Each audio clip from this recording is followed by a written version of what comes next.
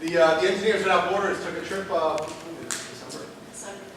December through January out to Uganda to plan for a project that we're going to hear about. It has to do with fish farming in eastern Uganda.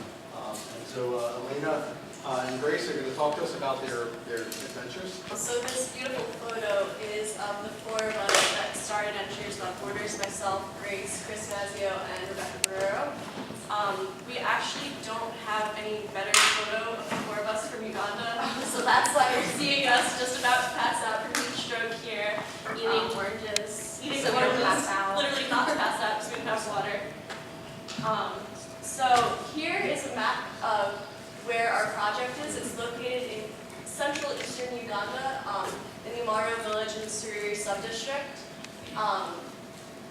Basically, that map shows where there are other Engineers Without Borders projects located, and our program is an aquaculture project under like the agriculture subtitle from Engineers Without Borders, where we're planning to build a series of 5 model fish ponds within the next 5 years that will serve as not only sources of income for the community members, but as educational resources as well. And so after 27 hours of travel, we're from flying alone, and then a long drive that got longer. We were 2 hours away, and our car broke down. As you can tell from the picture, Dr. Stinko and Chris were not stressing about it too much. But we met some kids on the side of the road. Our driver hopped on a motorcycle, picked up a mechanic, and came back. We were a little uncertain at that point, but finally got there. Everything went well, and a few hours late, quite a few hours late, we arrived at the Omorio family compound where we spent the rest of our trip. So we intended on getting there around, 6 o'clock at night. I think we arrived around between 11 and midnight. So the Omorio family, when we first met them, they put out chairs. Something that really impressed upon us was they put out chairs for everyone in our travel party, so there were 6 of us. And they made a point to say that they really, really respect all of us for coming, and we're so excited that women usually don't sit on chairs when, in Uganda, they usually sit on mats on the floor, but they wanted us to sit on chairs at all times. And wherever we went, people put out chairs for us because they wanted to show us and make it known to us that they had our respect and our trust. So that was really touching for us. So the Omorio family was absolutely amazing. They took care of us so well. It was the project administrator's family. We actually moved out of their huts and gave them to us. They provided netting, mosquitoes. Yeah, Professor Stinko's pictured in that. One morning, JJ and I woke up at 5 in the morning, and their daughter Lucy taught us how to cook their traditional breakfast. And then they boiled all our water, they cooked all our food, very bland, so we'd be able to process it. And we also, you can see Chris is playing, Draw. It's like checkers. We played every night. Yeah. Chris was often defeated. They were really good. Yeah, very, very good. So just a brief overview of the assessment trip. We conducted 17 interviews with the community members who will be running the first fish pond. So there will be 20 families that will be running the first one. 3 families were unable to be interviewed because they were away for a funeral. But the other 17, we asked them questions. We all asked them the same questions each time, such as, what's your main source of income currently? What do you eat on a daily basis? How many of your members of your family currently work? So all those questions were to create a baseline for what their standard of living is like currently, so that we can measure how our partnership with them has affected just everyday life. Then we also visited 34 fish ponds. Cello Coffee, the NGO that we partnered with, they went around inspiring people to create their own fish ponds so that they could have a supplemental source of income. And within the past 18 months, approximately 40 fish ponds were created in the Suriri district, and we were able to visit 34 of them. And lastly, and probably most importantly, we we developed a community partnership agreement with them in order to set standards for the years to come. So it outlined what our role is, what our partner NGO and our partner community is, because it's a three-way commitment. And so for our first meeting, we were still getting to know everyone, and we were really talking to them about what they wanted to get out of it, what they expected, where they were, and kind of start building on that partnership. And so we had a couple quotes about it. Just the idea of goals, targets will motivate everyone. We want to strengthen the community in order to bring out the American spirit of individualism. Over the past, how many years, there's been a lot of turnover in government. There's been, it's just been very unstable. And so they're really looking for building that infrastructure and growing, Creating specialization. There's currently no job specialization in the rural eastern part of Uganda, section of Uganda. So then we visited 34 fish ponds. Each of them was quite beautiful in its own way. Here are 31 of the 34 fish ponds we visited. At each fish pond we went to, we measured it, we measured the depth of the water, we asked them how many fish there were, all sorts of questions, and took a picture of each fish pond owner so that we could remember who was associated with which fish pond. So getting to these fish ponds, we saw, Elaina said, 34 out of about 40 in existence in the Surrey district. And the Surrey district spans 758 square miles. And so there was a lot of walking through terrain. At one point in this picture, Elaina's being carried on this guy's shoulders. There was swamp. That picture, the boat, there's paddles. That was to go to one of the cages. There was a green mamba just looking like right over there. It's one of the world's most deadly snakes, so that was fun. Got pretty close to those in the black cobras. Saw a couple of those. Yep. So, yeah, we drove as far as we could, but sometimes we were locked in some rafts or carried on people's shoulders to get to our locations. But to the technical stuff, the failings of current fish ponds, we'll use one example from site number 31.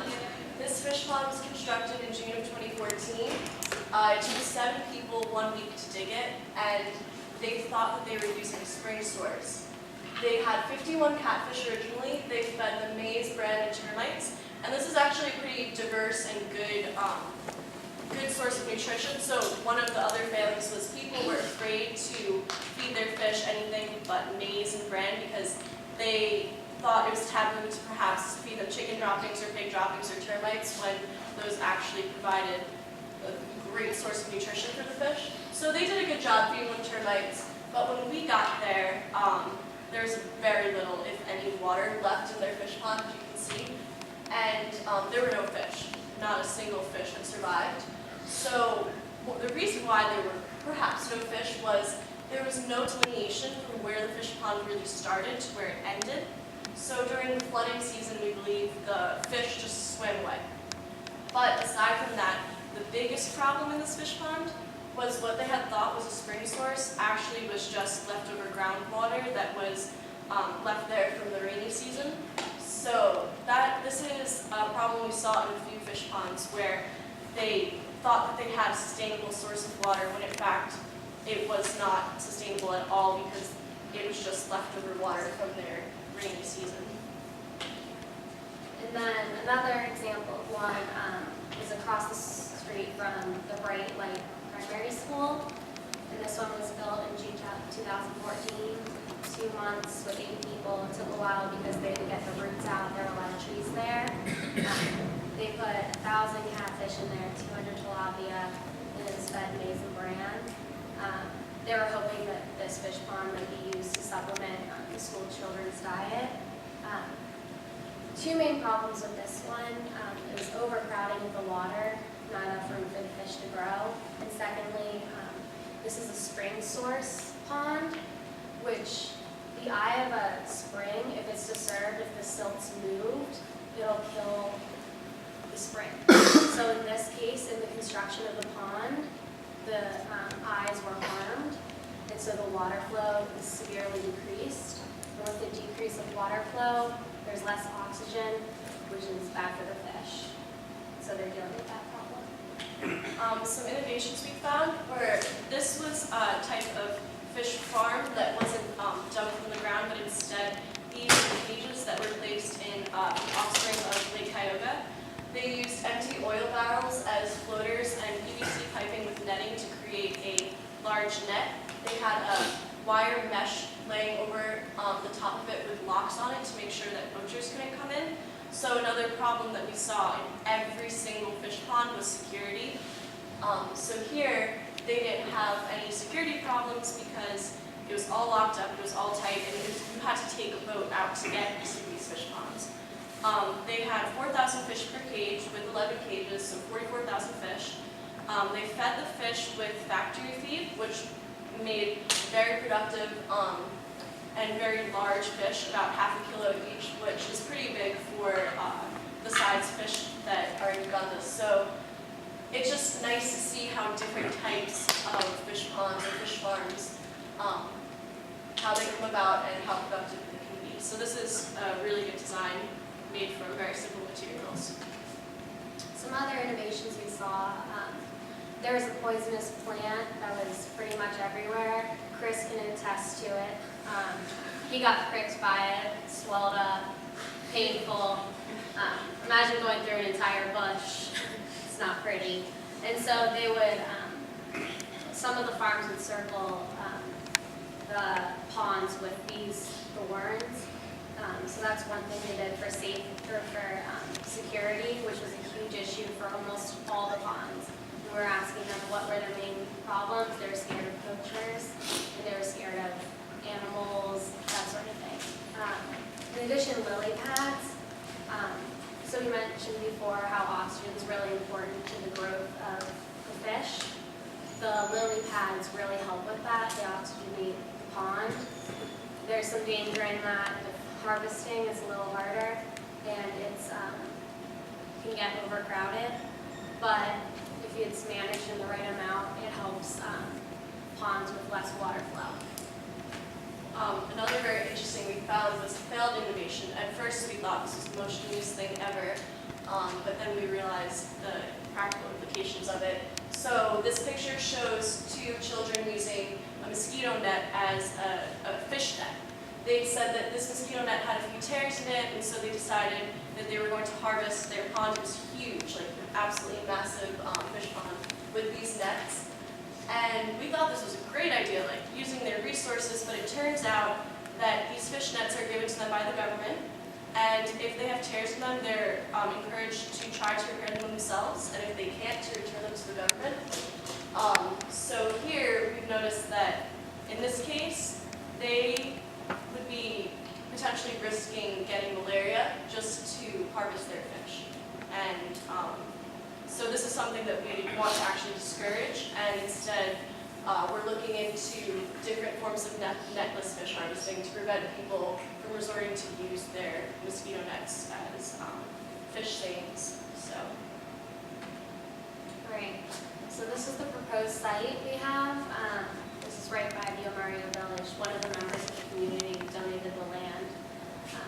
They already dug 2 ponds, and there are 2 ponds. They're in series, so the water flows to the first pond, and then it flows to the second, and then it flows to the outlet.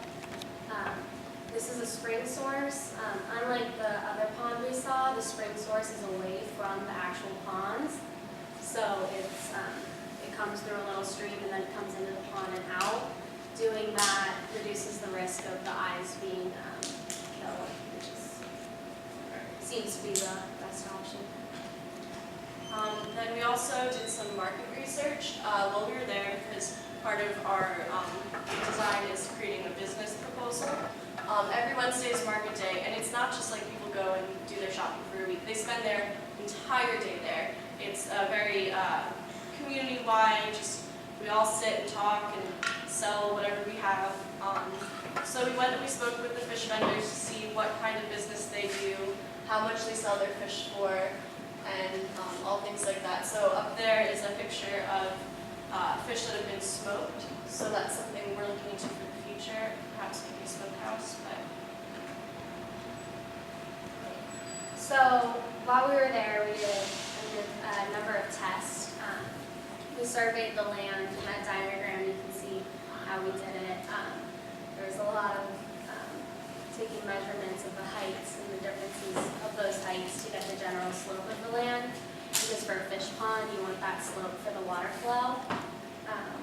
We also took water flowability test, dug a hole, put water in it, see how much goes down, that sort of thing, which proved that our site was very good for a fish pond. Both of those tested. Also the pH, alkalinity, the copper, chlorine, iron, nitrate, iron test. They all were good for a fish pond.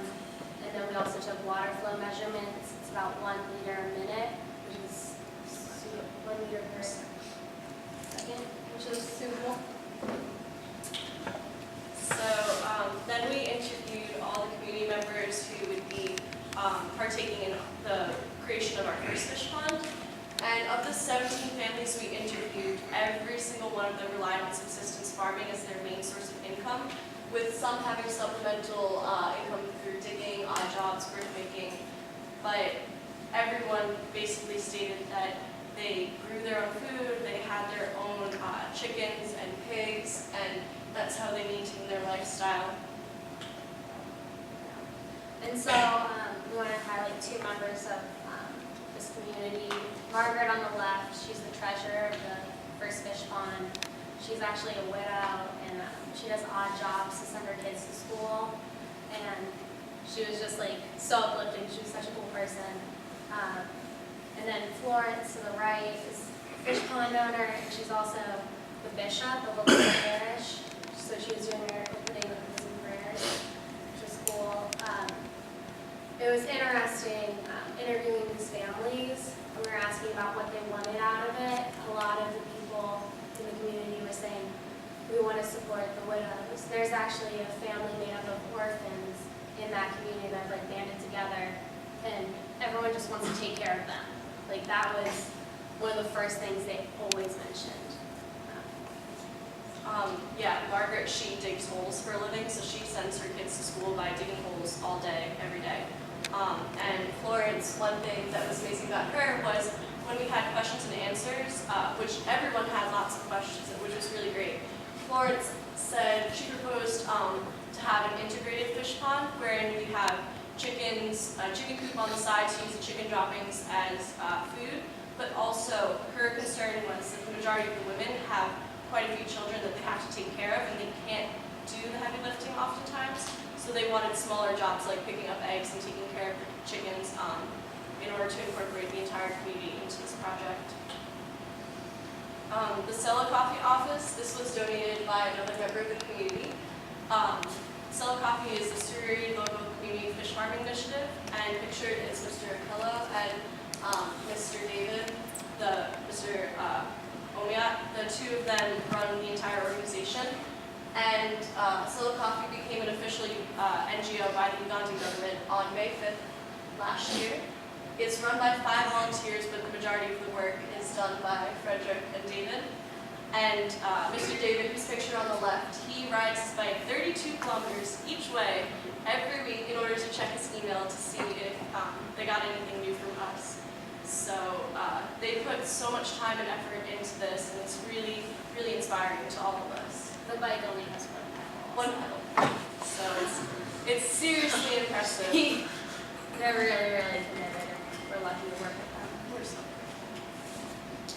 Right, so part of through Sella Coffee, all the fish pond owners that we went to and visited, we had an interview with them. So at the end of our visit, we got together with them under a mango tree, and we talked about what was working, what other farmers had done that was successful, what's not working, kind of give them general guidelines, answer their questions about fish farming, because a lot of these farmers just jumped in on it. They don't have the technical resources that we do to find this stuff. Even to Google, they don't have computers, so. Yeah. So yeah, they basically dug the hole and stuck a lot of fish in it. And we tried to give them as much technical information as we could.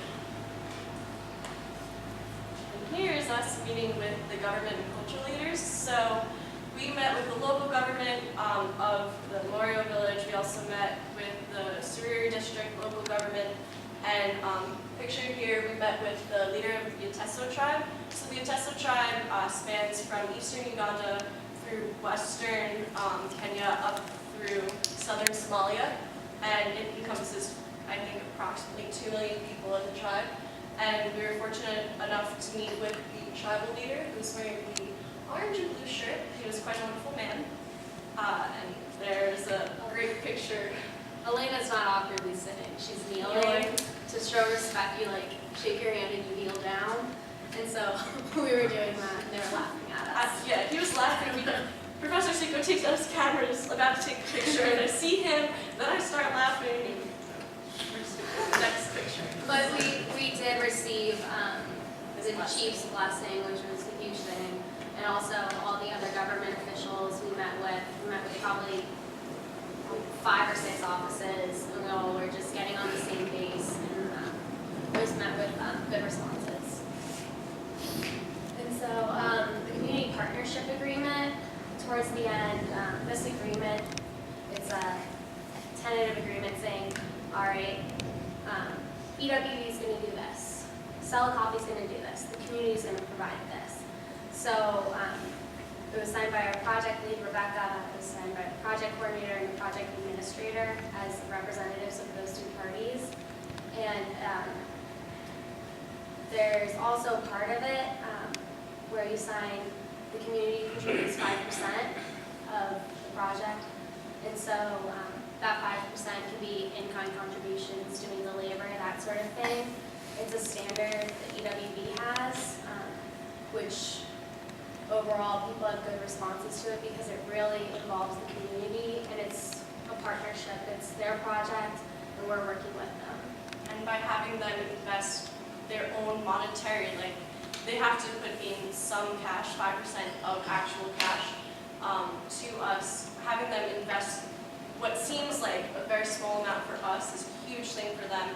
And this is very important in making sure that this is sustainable because they had already invested a significant amount into this project, so they really want to make sure that it's going to last for many, many years to come. So what we're working on now, we're working on the business plan, security, and the technical design of the fish ponds. So the business plan, we have a whole group of business people from the Belly School that are working on making sure that they save enough money, that they buy a certain amount of fish, sell a certain amount, keep some to eat. That's all business stuff. We're grateful to have them. Very grateful to have them because that's not really our forte. Then the security, as stated earlier, security is a huge issue on every single pond. So we've been looking not just from people that are poaching, but from these lovely monitor lizards as well. And cobras. And cobras. So one instance is the ha-ha wall. It's put in around where the fish pond is in order to prevent the animals or people from coming down into like a little ditch. And then a security hut up there that would provide a location for someone to sit all throughout the night to make sure that humans and people don't come and poach the fish. And there's those lovely prickly bushes that you don't want to get pricked by, so Right, Chris? creating a little barrier by them. Luckily, we're very lucky that Chris didn't get that hurt from it, but you can need like a full-blown course of antibiotics just from one prick. So that's what we're working on now in the technical design, just how big we can make the fish pond, how many fish we put into the water. And so for going from here, we're working on that technical design for the Fish Pond 1, looking to our next implementation trip, if anyone's interested. And then following from there, Fish Ponds 2 through 4 and a breeding center. We haven't talked much about the breeding center. When we got there, they really wanted a breeding center because Sella Coffee's helping all these independent fish farmers. But how do they start out if they have no initial capital? Providing them with the fishlings will encourage the growth of fish farming in the district. So thank you all for coming, but we also really want to thank our donors, the Reddy family, who made this all possible. Without them, we never would have been able to go to Uganda.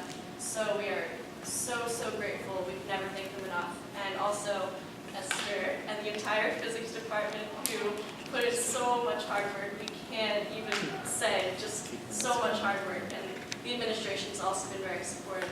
But thank you all for coming and listening to us. So, thank you.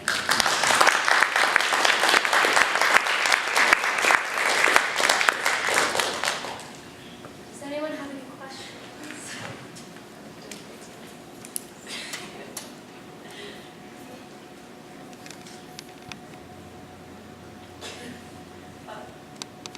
Oh no. Okay, Wait, I was just wondering, so why would they get malaria if they use the nets? So, the nets protect you from mosquitoes, and malaria is spread through mosquitoes. And so, as you're sleeping, they cover your beds. Oh, and so, are you saying they use those. like tear them down? They take them down. The one we saw had holes in it, and so they were using it because it was broken. If they were to use that, we would probably get in trouble with the government because they're given out through the government. And also, if you're picking between harvesting your fish and protecting from the possibility of malaria, it leads to a bad poisoning. Did everyone speak English? No. So, I think there's 17 There are quite a few main languages. main languages spoken in Uganda. There's Swahili, there's English are the two main ones, and then there's all the tribal languages. Where we were is Teso, saying hello is yoga. But our driver, for instance, spoke 7 different languages. Yeah, so. Did everyone that you need to communicate with speak English? Not necessarily. But our two, Mr. Frederick and Mr. David both spoke English and Ateso, so they would translate for us when we needed them.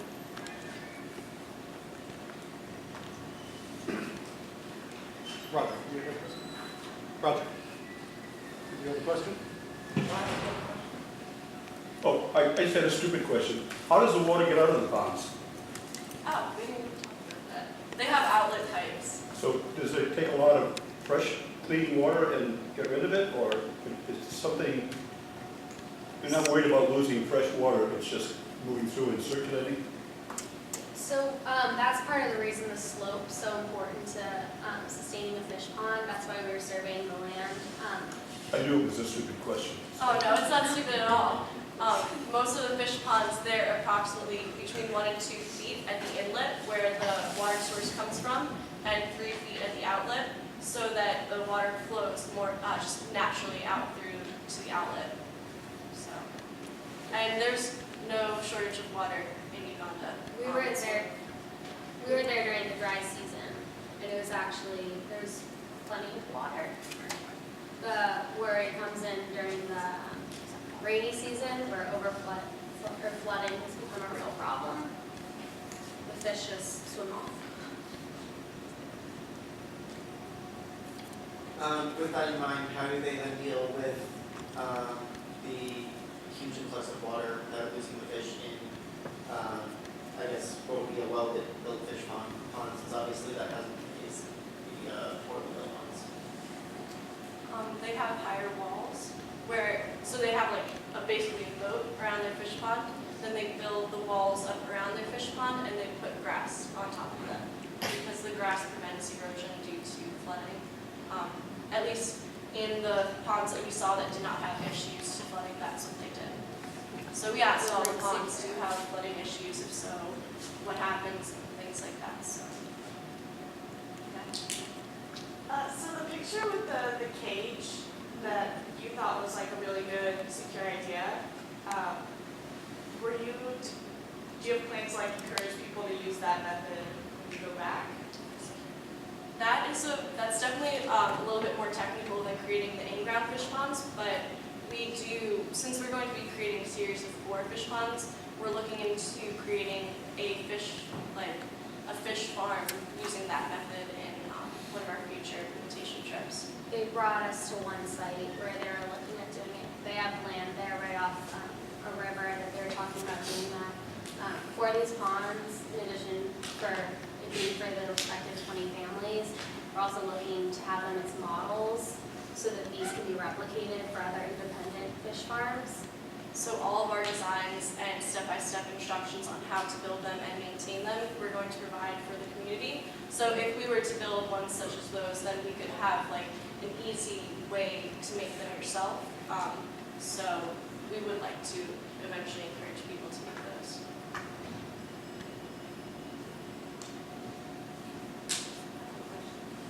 What were the different variety of fish?